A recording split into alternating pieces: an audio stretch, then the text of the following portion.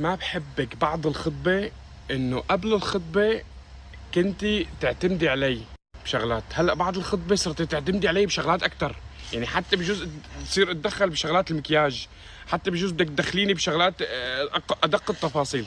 يعني أنا زلمة شغلات النسوان ما كثير بهتم لها، لا بعد الخطبة صرت أنا لازم شيبي لازم تاخذني على السفاق لازم لا مش لك على الميك اب، لازم لون الفونديشن أنا أنقي معه، وأنا ما أحب هالشغلات. احبك بس ما بحبك لما اطبخ لخدشيبي وبقول له تعال خذ الطبخه وما يجي وانا تعبانه عليها. حلو. بحبك بس ما بحبك بعد الخطبة لما تطبخي طبخة وتضلي تهتيني فيها من الصبح لليل، من الصبح لليل معلم. بتضل يعني يوم الطبخة انسى، يوم الطبخة الحكي بس عن الطبخة.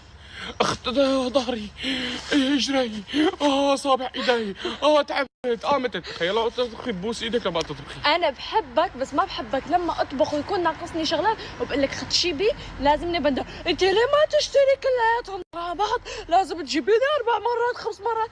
ايه هيك الحياه حبيبي. بحبك بس ما بحبك بعد الخطبة لما اكون قايل لك شي مكان معين شو لازمك تقولي لي كل شي عندي، كل شي موجود.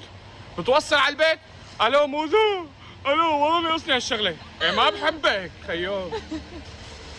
بحبك بس ما بحبك لما فرجيه صوره تبع لبس قل له خدشيبي هالصوره قبلان فيها اللي المهم جلدك ما يبين، انا بلبسها قل لي لا ما اتفقنا هيك.